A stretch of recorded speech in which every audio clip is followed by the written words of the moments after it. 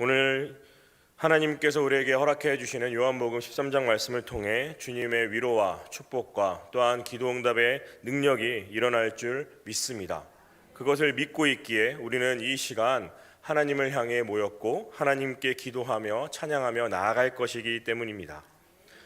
우리가 어렸을 적부터 이 땅을 살아오면서 누군가를 따라해 보신 경험이 있을 줄 압니다. 남자아이들은 TV에 나오는 영웅들을 따라하는 경우도 있었을 것이고, 여자아이들 같은 경우에는 한창 유행이었던 엘사 공주를 따라하는 경우도 왕왕 있었습니다. 그렇게 따라하는 이유는 무엇이었을까요? 나도 그 사람처럼 되고 싶었기 때문입니다. 단순히 그 한 가지 이유 때문에 어린아이들은 누군가를 따라했던 추억과 기억들이 있었습니다. 우리도 마찬가지였겠지요. 누군가를 따라한다라는 것은 그 사람을 동경한다라는 의미이기 때문입니다. 오늘 말씀을 보시게 되면 주님을 따라가고자 하는 제자들과 그 제자들 앞에 주님은 희망적인 말보다는 본인을 배신할 수밖에 없는 상황이 일어날 것이고, 본인이 십자가를 질 수밖에 없는 순환에 대한 예고를 하는 상황이 우리에게 고스란히 전달되고 있는 것입니다. 그 상황 가운데 주님은 제자들의 발을 씻기셨다라는 것을 우리는 주목해야 한다라는 것이죠. 제자들이 믿고 마지 않으며 따라갈 수밖에 없는 존재이신 그 예수님께서 제자들의 발을 씻으셨다라는 것은 너무나도 파격적인 행보였기 때문입니다. 이 일을 통해서 주님은 과연 제자들에게, 더 나아가 우리에게 무엇을 말씀하시고자 하는지 오늘 말씀을 통해 확인하는 시간 될 수 있기를 간절히 소망합니다. 먼저 12절 말씀을 다시 한번 읽어보도록 하겠습니다. 시작. 그들의 발을 씻으신 후에 옷을 입으시고 다시 앉아 그들에게 이르시되 내가 너희에게 행한 것을 너희가 아느냐.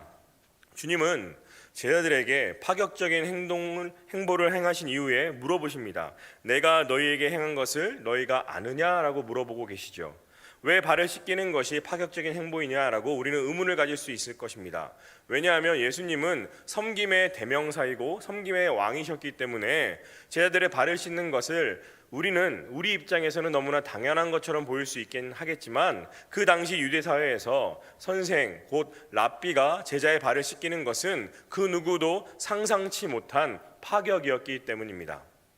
곧 섬김의 도를 주님은 보이셨는데, 내가 너희에게 행한 것에 대해서 주님은 제자들에게 물어보고 계신 것입니다. 그렇다면 주님께서 제자들에게 행하셨던 그것은 무엇이었습니까? 그것은 주님이 제자들을 섬기시겠다라는 의지의 결단이었다라는 것입니다. 곧 그 당시 모든 선생들과 랍비들은 생각지도 못한 섬김을 내가 너희에게 행했다라는 것을 주님은 우리에게 알려주고 계셨던 것이죠. 또한 주님은 그 섬김을 통해 이렇게 물어보고 계시는 것 아닐까요? 너희가 아느냐라고 물어보고 계시는 것입니다. 내가 너희에게 그동안 해왔던 모든 것들의 그 이유와 목적이 무엇인지 주님은 제자들에게 되묻고 계시다라는 것이죠. 이 질문은 제자들에게 뿐만 아니라 우리에게도 하고 계신 줄 믿습니다. 왜냐하면 우리 또한 주님의 제자로 주님을 따라가고자 동경하며 살아가는 사람들이기 때문입니다. 그렇다면 하나님께서 우리에게 행하신 것은 무엇이 있을까요? 우리는 알지 못하지만 아침에 일어나 커튼을 걷을 때 햇빛을 바라보며, 또한 출근길에 학교를 갈 때 우리가 거니는 모든 상황들과 여건들과 정말로 길밭에 있는 모든 풀들을 바라보면서 그 모든 것들이 하나님께서 우리에게 행한 것인 줄 믿습니다. 왜냐하면 그것은 하나님이 우리를 향한 사랑의 표현이기 때문입니다. 그 모든 것들을 우리가 경험했을진데, 그 모든 것들을 경험한 이후에 주님께서 우리에게 물어보시는 것입니다. 너희가 아느냐라고요. 내가 너희에게 보여주고 내가 너희에게 섬김의 도를 보인 모든 것들을, 그 이유와 목적을 알고 있는지 주님은 우리에게 물어보고 계신다라는 것입니다. 하지만 제자들은 그 질문에 있어서 어떻게 행했습니까? 되려 섬김의 도를 보이신 예수님을 따라가기는커녕 예수님의 모습을 따라하기는커녕 누가 큰 자인지 서로 논쟁만 하고 있었지요. 그도 그럴 것이 그 당시 많은 사람들에게 인기가 있었고 권세가 있는 것처럼 보였던 예수님이었기에 예수님 옆에서 큰 자리를 차지한다면 조금 더 좋은 것을 받을 수 있지 않을까라고 생각하며 더 큰 자리를 바라해 왔기 때문에 제자들은 예수님께서 행하신 그 모든 행적들을 보기 이전에 예수님 옆에서 이루어지는 모든 부귀영화를 따르며 살아가려고 애썼다라는 것입니다. 그렇기에 주님은 다시 한번 이렇게 물어보고 계셨던 것 아닐까요? 내가 여태까지 너희에게 행한 것의 참 뜻을 너희는 정말 알고 있느냐라고요. 이와 같은 질문을 주님은 우리에게도 하고 계신 줄 믿습니다. 바라기는 사랑하는 여러분, 주님께서 우리에게 행하신 모든 것들은 우리에게는 은혜입니다. 그 은혜에 부합된 목적과 참뜻이 무엇인지 알아가며 나아갈 수 있는 귀하고 복된 이 시간 될 수 있기를 간절히 축복합니다. 그렇다면 이렇게 말씀하시는 예수님은 어떠한 분이실까요? 거기에 대해서 13절의 내용이 나오게 되는데 다 같이 13절 말씀 읽어보도록 하겠습니다. 시작. 너희가 나를 선생이라 또는 주라 하니 너희 말이 옳도다. 내가 그러하다. 우리가 따라야 할 분, 12제자들이 따라야 할 그 예수님은 어떠한 분이시다라고 말씀은 전달해주고 있습니까? 선생이시며 주인이시다라고 말씀해주고 있습니다. 당연한 이야기겠지요. 하지만 그 당시에 수많은 선생들 가운데 한 분이신 예수님이 아니었습니다. 그 당시에 수많은 주인들 가운데 한 분이신 주인이 예수님이 아니었다라는 말씀입니다. 유일하신 선생이시고 유일하신 주인으로서 예수님이 제자들 앞에 나타나고 계심을 이 말씀은 우리에게 전달해주고 있는 것입니다. 세상의 선생들과 세상의 주인들은 섬길 수 없기 때문에 예수 그리스도는 우리에게 있어서는 유일한 선생이시고 유일한 주인 되시는 줄 믿습니다. 선생이 되신다라는 것은 무슨 의미일까요? 그것은 간단합니다. 능력이 있다라는 것이죠. 제자들을 가르칠 수 있는 실력과 능력이 있다라는 것인데 더욱더 놀라운 것은 이 예수님은 유일한 선생님이시기 때문에 우리를 구원하실 수 있는 능력이 있으시다라는 것입니다. 본인이 내가 너를 구원하겠다라고 말씀만 하고 끝나는 것이 아니라 그 말씀하신 것에 대한 온전한 100%의 책임감을 가지시고 실행하실 수 있는 유일무이하신 구원자이신 그 선생님이신 예수님이시다라는 것을 이 말씀은 우리에게 전달해주고 있는 것이죠. 또한 주인이시다라고 말씀하고 있었지요. 주인은 무엇입니까? 말 그대로 주님 되신다라는 것입니다. 우리의 창조주 되어주신다라는 것이죠. 우리의 모든 것들을 만드시고 조성하시고 계획하신 분이 예수 그리스도이심을 주님은 우리에게 알려주고 계신 것입니다. 그렇다면 사랑하는 여러분, 선생 되시고 주인 되시는 그 예수님, 여러분에게 있어서 예수님은 어떠한 존재이십니까? 단순히 내가 열심히 기도한 그 모든 기도의 제목들을 응답해 주시는 분, 내가 아플 때마다 찾아가는 분, 내가 힘들 때마다 찾아가는 그런 단순한 나를 도와주시는 분으로서 예수님을 믿고 계신다면 지금 이 시간 우리가 믿고 있는 그 예수님이 어떠한 분이신지 다시 한번 정의하시고 다시 한번 정립할 수 있는 시간 될 수 있기를 간절히 소망합니다. 왜냐하면 예수님에 대한 바른 이해는 예수님에 대한 바른 믿음을 생성케 하기 때문입니다. 예수님이 누구이신지 우리가 바로 알 때에 예수님에 대한 바른 믿음이 생겨난다라는 것이죠. 더 나아가 놀라운 것은 무엇입니까? 혹 우리가 예수님에 대해 바르게 알지 못한다면 신약 성경에 나오는 아나니아와 삽비라처럼 하나님에 대하여서 잘못 알고 잘못 섬김으로 인해 하나님의 무서운 심판을 받음으로 죽을 수밖에 없다라는 것입니다. 그러니 우리는 예수님에 대해서 정확하게 알고 있어야 한다라는 것입니다. 또한 우리는 구약의 말씀을 통해 예수님에 대해서 정확히 알고 있었던 한 사람을 알고 있지 않습니까? 다윗입니다.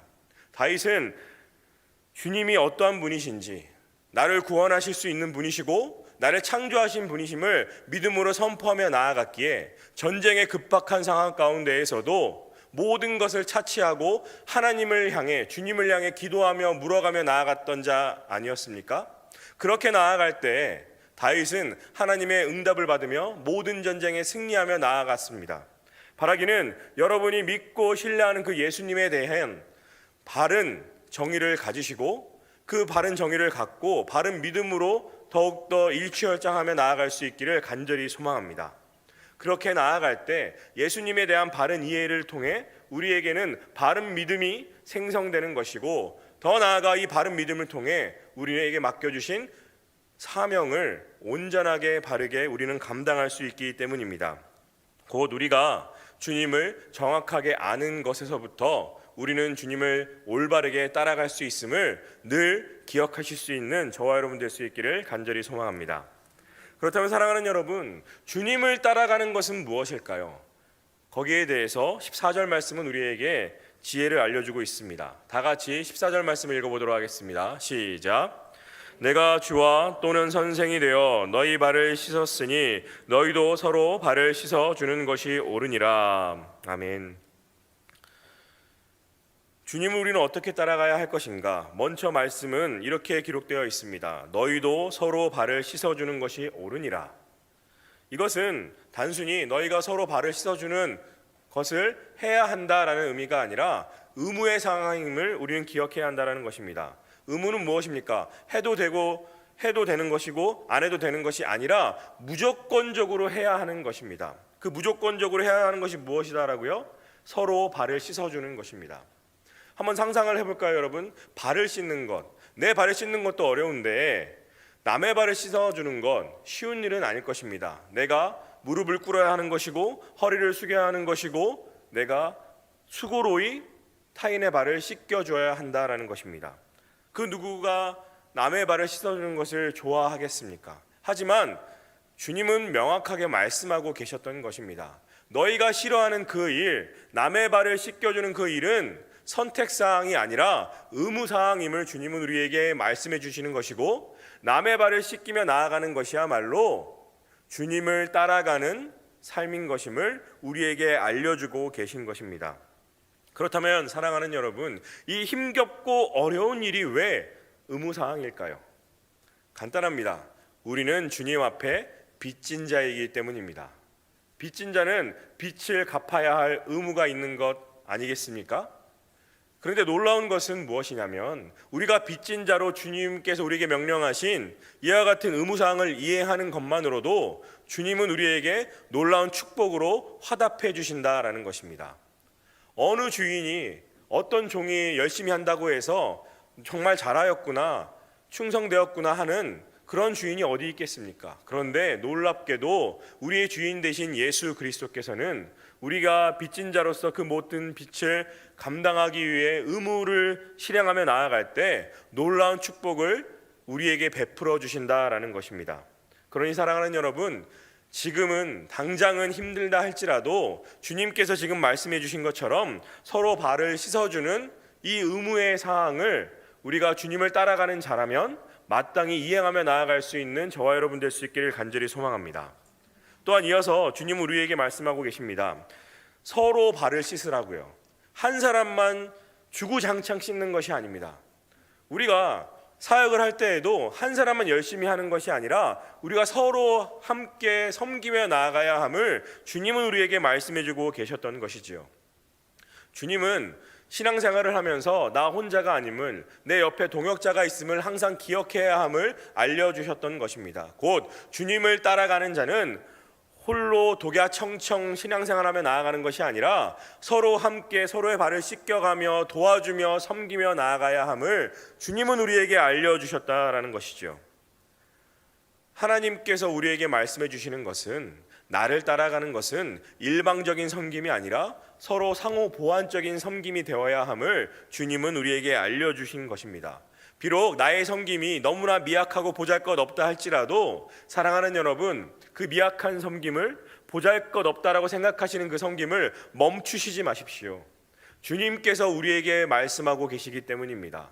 여러분의 그 모든 섬김을 통해 주님은 이 사람이 이 나의 제자로서 나를 따라가려고 열심히 살아가고 있구나라는 것을 확인하고 계심을 기억할 수 있기를 간절히 소망합니다. 하지만 세상은 어떻게 우리를 향해 손가락질할까요? 남을 섬기는 것, 남의 발을 씻기는 것, 너무 손해보는 것 아니냐라고 우리를 향해 손가락질할지도 모르겠습니다.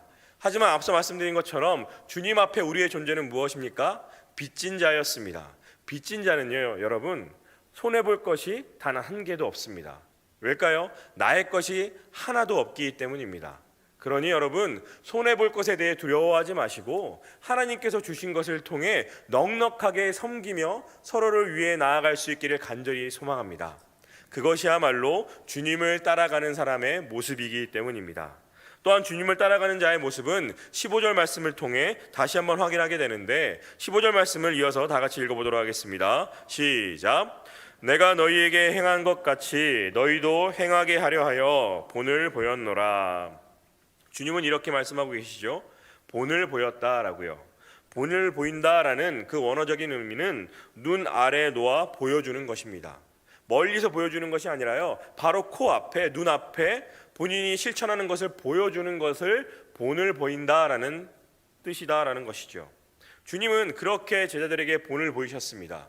그런데 본을 보이기 위해서는 전제 조건이 두 가지가 필요합니다. 첫 번째는 성실함이 필요하다라는 것이죠. 주님은 공생의 기간뿐만 아니라 매 순간순간마다 성실하셨습니다. 잠자는 시간까지도 주변의 어려운 이웃들, 힘들어하는 이들을 고치시며 말씀을 가르치셨다라는 것을 우리는 말씀을 통해 익히 알고 있지 않습니까, 여러분? 더 나아가 주님은 성실하신 것뿐만 아니라 본을 보이시기 위해 실력이 있으셨습니다. 곧 능력이 있으셨다라는 것입니다. 본인이 말씀하신 모든 것을 그대로 실천하시며 그대로 이행하실 수 있는 실력과 능력이 있으셨기 때문에 주님은 제자들에게 본을 보이실 수 있었다라는 것이죠. 그렇다면 사랑하는 여러분, 우리도 주님의 제자처럼 주님을 따라가는 자들이라면 우리 또한 주변 사람들에게 본을 보여야 하는 것 아닐까요? 그렇다면 본을 보이기 위해서 우리에게 필요한 것은 무엇이겠습니까? 주님처럼 성실하셔야 한다라는 것이고 주님처럼 실력을 키우셔야 한다라는 것입니다. 왜냐하면 주님이 그렇게 하셨기 때문입니다. 비록 우리의 삶과 우리의 처지는 연약하고 보잘것없고 미약하다 할지라도 주님이 그렇게 하셨기에 우리 또한 성실하게 본을 보이며 실력을 갖추며 본을 보이며 살아가야 함을 주님은 우리에게 말씀해 주고 계셨던 것입니다. 세상 사람들은 열심히 살아가는 것, 어떻게 살아가야 잘 사는 것인지에 대해서 주목하는 것이 마땅하다라고 우리에게 가르쳐 줄지 모르겠습니다. 하지만 예수 그리스도를 따라가는 우리에게 마땅한 것은요, 여러분, 본을 보이신 주님을 그저 따라하는 것인 줄 믿습니다. 세상의 어떠한 기준을 따라 충족하며 살아가는 것이 아니라 주님 한 분만을 따라가며 살아가는 것, 그저 성실히, 그저 실력을 갖추며 따라가는 것이야말로 주님을 향해 나아가는 삶인 줄 믿습니다. 바라기는 저와 여러분이 주님께서 그러하셨듯 성실함으로 실력을 갖추며 나아갈 수 있기를 바랍니다. 그래서 여러분의 삶을 통해 주변에 아직 예수님을 믿지 못하는 우리의 모든 이웃들과 베스트들이 예수 그리스도의 본을 바라보며 배울 수 있기를 간절히 소망합니다. 또한 이어서 주님을 따라가는 것은 무엇일까요? 오늘 본문 말씀 16절과 17절 말씀을 다 같이 읽어보도록 하겠습니다. 시작. 내가 진실로 진실로 너희에게 이르노니 종이 주인보다 크지 못하고 보냄을 받은 자가 보낸 자보다 크지 못하나니 너희가 이것을 알고 행하면 복이 있으리라. 주님을 따라가는 것, 예수님을 어떻게 따라가야 하는 것인가? 그것은 말씀을 보시게 되면 16절에 이렇게 기록되어 있죠. 종이 주인보다 크지 못하다라고요. 그것은 무엇입니까? 종과 주인의 관계, 곧 바른 관계를 알고 있어야 한다라는 것입니다. 주님과 우리의 관계는요, 여러분, 시공간을 초월하는 관계입니다. 곧 주님과 우리 사이의 관계는 변할 수 없는 유일한 관계임을 우리는 인지하고 기억해야 한다라는 것입니다. 왜냐하면 주님과 우리 사이의 관계를 우리가 올바로 인식했을 때 거기에서부터 말씀에 대한, 주님에 대한 순종이 뒤따르기 때문입니다. 주님에 대한 관계가 명확하지 않다면, 주님을 주인으로 모시지 않는다면 그 누가 주님의 말씀에 순종할 수 있을까요, 여러분? 바라기는 여러분과 주님의 관계가 올바르게 형성될 수 있기를 간절히 소망합니다. 거기에서부터 참된 순종이 나올 수 있기 때문입니다. 또한 이어서 말씀을 보시게 되면 16절에 이렇게 기록되어 있지요. 보냄을 받은 자가 보낸 자보다 크지 못하나니. 이것은 무엇입니까? 주님을 따라가는 자는 항상 뒤에 주님이 계심을 믿어야 한다라는 것입니다. 곧 자기 자신을 보호해 주시는 분이 항상 든든히 지켜 계시다라는 것을 알고 믿고 신뢰하며 나아가야 한다라는 것입니다.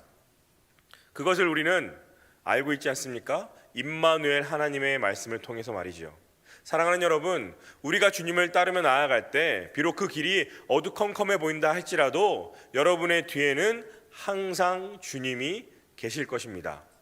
어제도 그랬고 오늘도 그랬고 앞으로도 여러분의 뒤에는 우리의 든든한 예수 그리스도께서 서 계시는 줄 믿습니다. 그것을 믿고 따라가며 나아갈 때 우리는 진정으로 주님을 따라가는 자가 될 수 있다는 것이죠. 끝으로 주님을 따라가는 것은 17절 말씀을 통해 확인하게 되는데, 너희가 이것을 알고 행하면 복이 있다라고 말씀을 전달해주고 있습니다. 아는 것입니다. 주님을 아는 사람들만 주님을 따라갈 수 있다라는 것이죠. 그럼 주님을 아는 것은 어떻게 가능할까요? 단순합니다. 하나님의 말씀을 읽는 것이고, 훈련 중에 계신 분들은 아시겠지만 수레바퀴의 삶을 매 순간순간마다 열심히 돌리며 살아가는 것입니다. 다른 특정한 방법이 있는 것이 아닙니다. 주님을 아는 방법은요, 여러분, 말씀을 통해, 기도함을 통해, 예배함을 통해 하나님께 더욱더 가까이 나아가는 것 외에는 방법이 없다라는 것을 항상 기억하시길 바랍니다. 주님을 향한 모든 순간순간마다 지름길을 찾아가는 것이 아니라 협착한 길이라 할지라도 그것이 말씀의 길이라면 주님을 아는 지식을 통해 주님을 따라가며 나아갈 수 있는 저와 여러분 될 수 있기를 간절히 바라봅니다. 사랑하는 여러분, 오늘 우리는 말씀을 통해 주님을 따라가는 것이 무엇인지 어렴풋이나마 알게 되었습니다. 하지만 그 이전에 우리가 명확하게 알아야 하는 것이 무엇이었죠? 주님이 누구이신가 였습니다. 주님은 유일한 선생님 되시고 유일한 주인 되시는 줄 믿습니다. 여러분에게 있어 주님이 누구이신지 다시 한번 이 시간 명확하게 정의를 내릴 수 있기를 간절히 축복합니다. 더 나아가 주님을 따라간다면 주님을 따라가는 그 모든 상황들이 선택 사항이 아니라 의무임을 잊지 마시고, 우리가 서로 함께 주님을 따라가며 더 나아가 성실하고 실력을 갖추고 주님에 대한 바른 관계를 가지며 나아갈 때 우리는 주님을 따라가는 자로 살아갈 수 있음을 잊지 마시길 바랍니다. 그렇다면 사랑하는 여러분, 왜 우리는 주님을 따라가야 할까요? 수많은 이유가 있지만 그 수많은 이유들 가운데 한 가지 이유를 말씀드리자면, 우리가 주님을 따라 살아갈 때 죽음이 팽배한 이 땅 가운데 소망이 움트고 꽃피기 때문입니다. 세상 모든 사람들은 수많은 뉴스와 가십거리를 통해 이 땅 가운데 희망이 없다라고 말하지만, 우리가 주님을 따르며 살아갈 때 그곳 가운데 희망이 싹틀 줄 믿습니다. 비록 어두캄캄하다 할지라도 빛이 들어가면 그 모든 어두움이 순식간에 사라지는 것처럼 우리가 주님을 따라가며 살아갈 때 이 땅 가운데 빛이 비춰질 줄 믿습니다.